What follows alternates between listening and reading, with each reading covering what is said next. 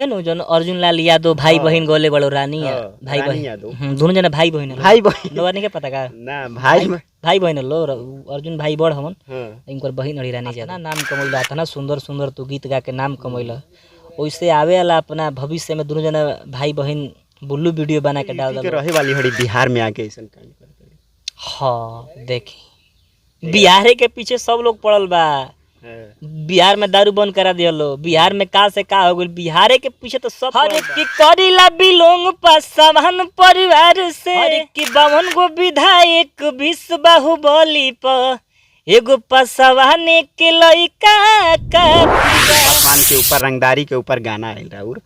यही बीच में रौरा सुनले हो हम एगो रानी यादव के गाना आइल बाटे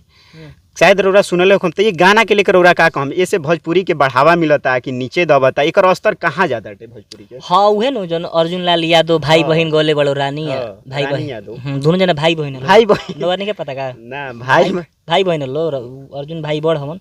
इनकर बहन हड़ी रानी यादव तो वही में वो एक्ट्रेस के भी काम कइले बड़ी। हाँ तो वो लोग के पूरा खानदानी मॉडल के रूप में भी तो खानदानी चलेला वो लोग के भाई बहन में अपने में शादी कर लेला। अच्छा ये गाना के कौना नजरिया से देखा था नहीं है ले यही से न देखा सब लोग शब्द से कैसे बयान करम शब्द से यह बयान करम कि जैसे तू लोग भाई अतना नाम कमैला अतना सुंदर सुंदर तू गीत गा के नाम कमैला वैसे आवे वाला अपना भविष्य में दोनों जना भाई बहन बुल्लू वीडियो बना के डाल दलो अगर ऐसा कुछ सीन होके तो अपना माई के ले के नचा दलो अगर ऐसा कुछ सीन होके गुंडा उंडा के तो तू लोग अपना बाप के ले के नचा दलो अपना बाबूजी से कहवा लो कि बुढ़ापा में तारा लंड में आग लागता अपना माई से कहवा दलो तब नु गर्व होई भोजपुरी के भैया ऐसे गर्व कहाँ होता है तो मजे ना आई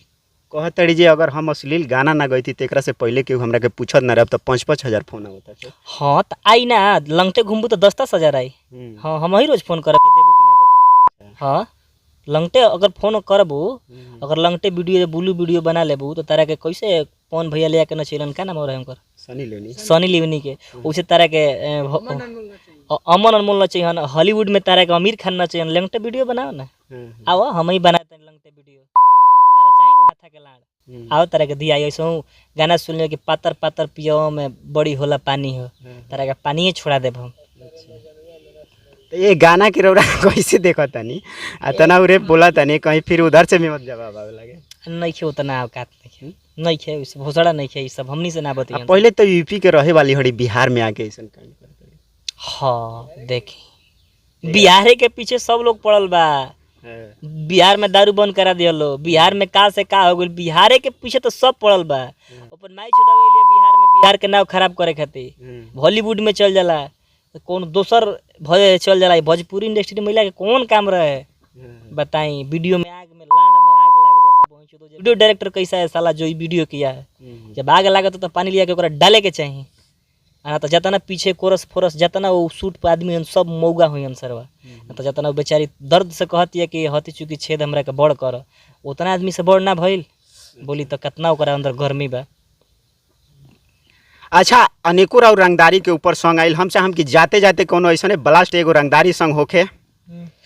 हर की करीला बिलोंग पासवान परिवार से ये गीत बड़ुआ बेकरा से ब्लास्ट गीत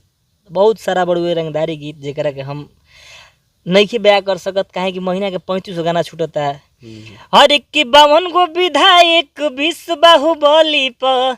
एगो पासवान के लइका काफी बा बहुत अच्छा गीत बने